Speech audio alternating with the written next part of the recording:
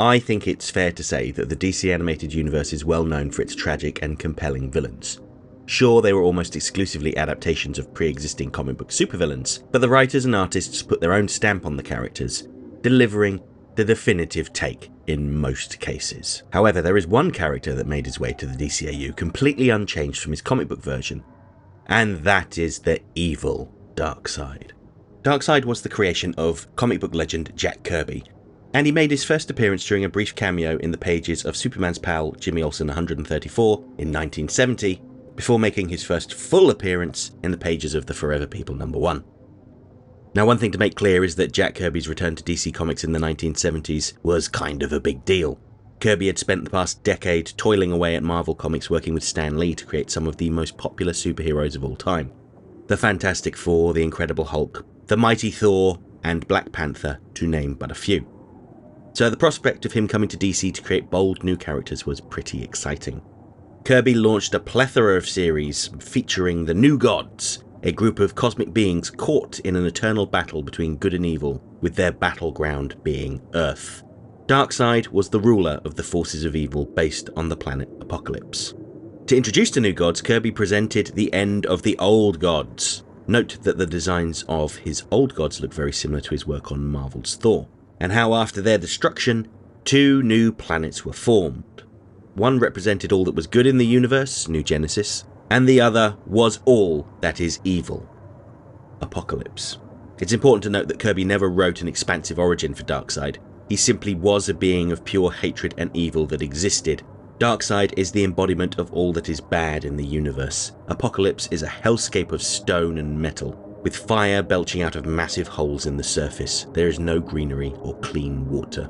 It's hyper-industrial, with its people acting as slaves for Darkseid, forever toiling away at whatever it is he wants them to do, usually resulting in them being whipped for not working hard enough. And his people love him for it. His cruelty is mistaken for strength. His authoritarian beliefs are interpreted as might, and his cold-hearted resolve is mistaken for dedication. Now, that's not to say that there haven't been origins for Darkseid written by other writers, and I don't dismiss them. But they're not really necessary, much in the same way that in Christianity, Judaism and Islam they don't ever really describe the origin of God. He simply is.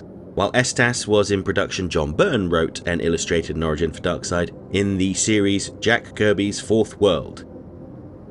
But given that it had no influence on the DCAU, I don't see the need to go into it here. But check it out if you want to learn more about Darkseid and his background.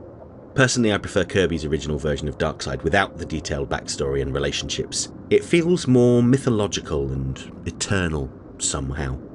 As for Darkseid's motivations, he seeks the solution to the anti-life equation. Once solved, this would allow Darkseid to remove all free will from the universe and bring it under his control. In the comic books, the solution to the anti-life equation was said to be stored in the mind of a human being, hence Darkseid's interest in Earth. And this is what brought him into conflict with Earth's superheroes, as well as the forces of New Genesis. One important thing to note is that there is only one Darkseid across the entire multiverse, and that he is an essential building block in the universe. There has to be a representative of evil, in much the same way that there has to be a representative of good. So yes, that means that the Darkseid you see in the comic books, live action and animated series is intended to be the same entity.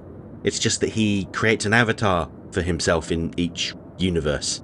They're all still the same person, just in a different form, sort of. I mean, if you couldn't tell, this is a concept that I find very difficult to wrap my head around. And it makes me wonder just what's going on in the more recent comic books, where Darkseid sacrificed himself to give birth to the Absolute Universe, which was made in his own image. But that's an entirely separate matter. So one thing I really love about these early Kirby comics is seeing this pure embodiment of evil interacting with mundane everyday things on Earth. Darkseid can be seen giving orders to his troops in early versions of a Zoom call, and skulking in alleyways. Just look at this panel, where Darkseid sits in his accursed office in a generic building. I have to assume that it wasn't intended to be so funny, but it reduced me to hysterical laughter the first time I read it. I wonder what he keeps in his accursed filing cabinets. Accursed tax records, perhaps. Darkseid would rarely dirty his hands, instead he'd send his minions to do most of the work. This included recruiting the criminal syndicate Intergang to prepare for his coming.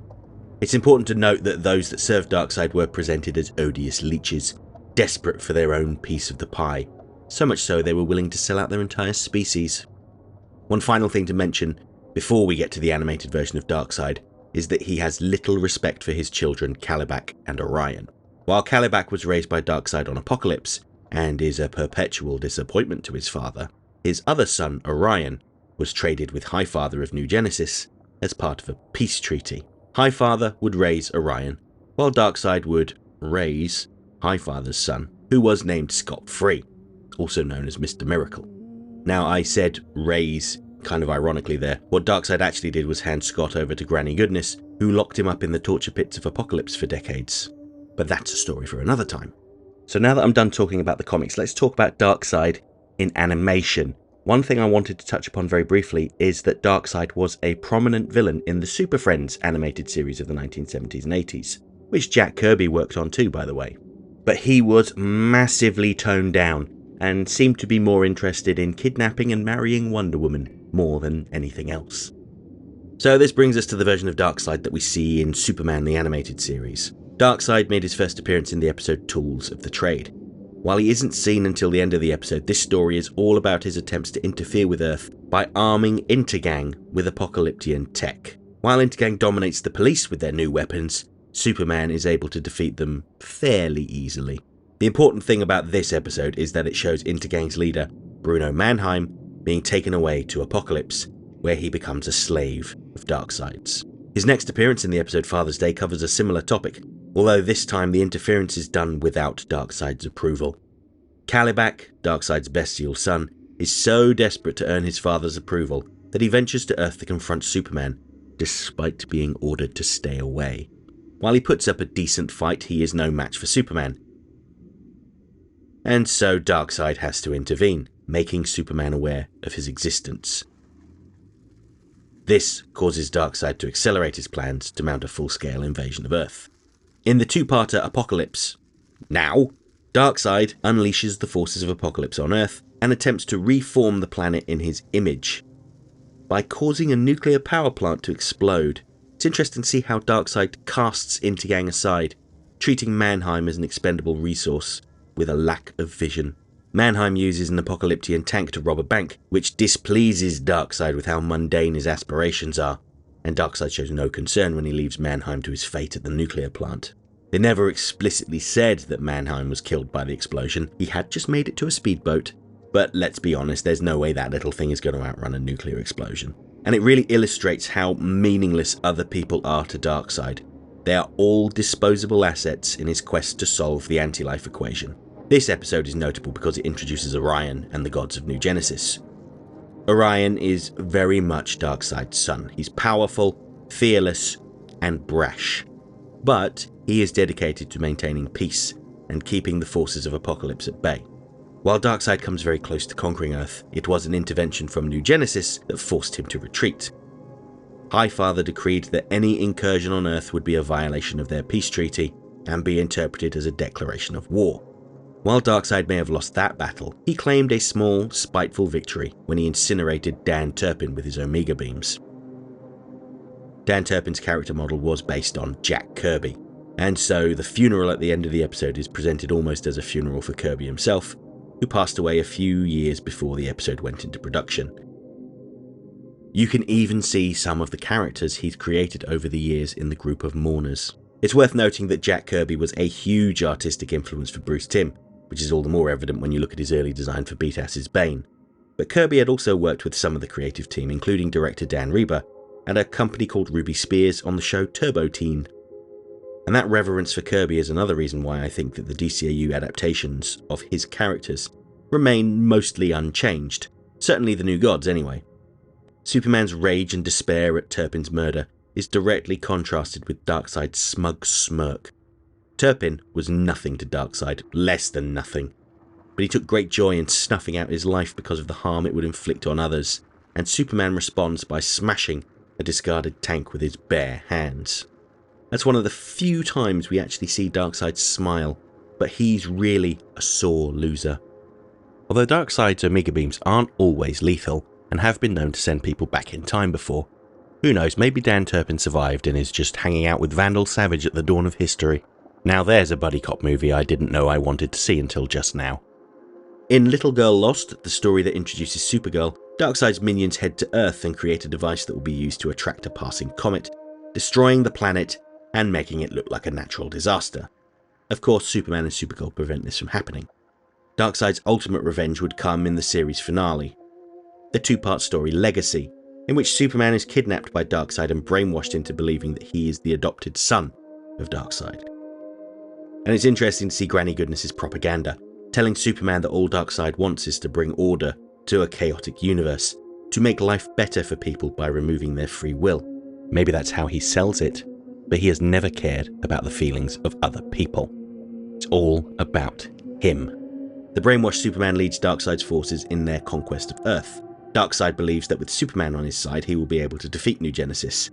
However, upon arriving at Earth and seeing his friends and family, his true memories begin to resurface, and he breaks through Darkseid's conditioning. When Superman heads to Apokolips and defeats Darkseid once and for all, something quite surprising happens. His people react in horror at the violence Superman inflicts on their master as they rush to his aid. He may very well be a despotic monster, but he is their despotic monster, and they want to serve him, which is a very depressing message. Similarly, back on Earth, Superman's reputation is in tatters. Very few people believe that he was a victim. Instead, they use these unfortunate events to confirm their bias against him, stating that they can never trust him again. And it really would have been quite cool to see how Superman regained Earth's trust, had it not been for an executive edict that the team stop working on Superman and the new Batman adventures, and instead start working on a new show that would become Batman Beyond. Still, that wouldn't be the last that we saw of Darkseid. Darkseid returned in the Justice League two-parter Twilight, in which Apokolips is visited by Superman's most personal foe, Brainiac. Darkseid seeks help from the Justice League, something that Superman is reluctant to do. He'd rather stand by and watch Darkseid and all of Apokolips be harvested by Brainiac, but is persuaded to put aside his personal animosity for Darkseid to do the right thing. Superman's hatred for Darkseid is completely understandable, of course. Darkseid had violated his mind and his body when he was set up with Lashina. In his brainwashed state, he was absolutely incapable of consenting to that relationship, which is something not very many people talk about, probably because it's really unpleasant. But I think the thing that Superman is most upset about is the fact that his reputation was ruined by Darkseid and his actions. Of course, it was all a ruse. Darkseid made a deal with Brainiac to help him capture Superman in exchange for Brainiac sparing Apokolips. Brainiac had reached the limit of what his artificial being was capable of, and decided that to continue evolving, he would need to become organic by assimilating Superman. Darkseid, however, was duplicitous. He had no intention of honouring this deal. Instead, he used a mother box to take control of Brainiac and directed him to destroy New Genesis. Enter Orion and the rest of the Justice League, who free Superman. And while the League are quick to leave Brainiac's space station, Superman decides to stay behind to make sure that Darkseid does not escape. Both Orion and Superman are determined to kill Darkseid. Superman goes as far as destroying Darkseid's mother box, which itself was a sentient artificial being, to trap him on the doomed space station. And Superman was completely prepared to sacrifice himself, too, so long as it meant the end of Darkseid. It's fortunate then that Batman intervened, using another mother box to pull Superman and Orion out before the station exploded. This was the end of Darkseid. At least until the penultimate episode of Justice League Unlimited. Lex Luthor had spent the entire season trying to revive the destroyed Brainiac, and his mission took him to the site of Brainiac and Darkseid's defeat. Using what looks like a space vacuum cleaner to suck up the debris, Luthor forced the witch Tala to revive Brainiac. However, what really came through was a fusion of Brainiac and Darkseid. It's unclear if this was a willful act of defiance from Tala, or if she unintentionally fused the two together. Note that Brainiac had wanted to become an organic being to free himself from the limitations of his robotic body, but the caveat was that he always planned to be in control. When fused with Darkseid, Brainiac is the one that is fully absorbed. Now that he had the power of Brainiac, Darkseid had no concern about his treaty with New Genesis, and so waged war on Earth.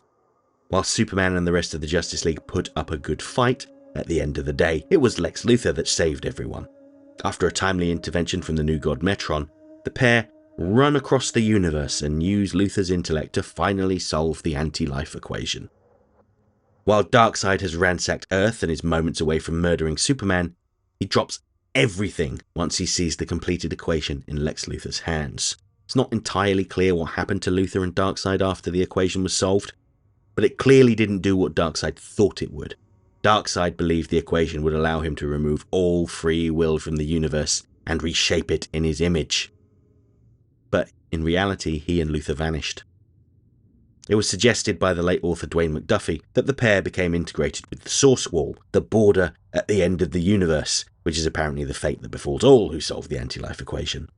If Darkseid really is one being across all of the multiverse, and he became part of the Source Wall in Justice League Unlimited, and if Darkseid is an essential part of the universe, what happens when he stops existing in that universe? Damned if I know.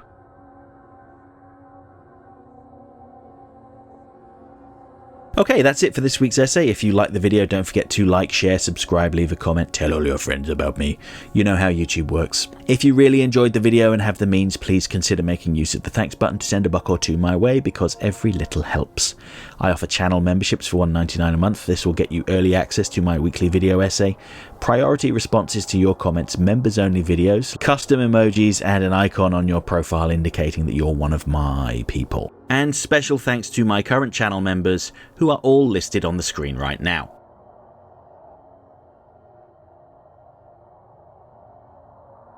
Next time, I'm finally getting back to one of the villains from my last Batman Beyond Villains poll, and we're going to talk about the detestable sewer-dwelling creep, Patrick the Rat Boy. I'm going to talk about this one-and-done villain and how, despite the science fiction setting, he represents an all-too-common issue in the real world.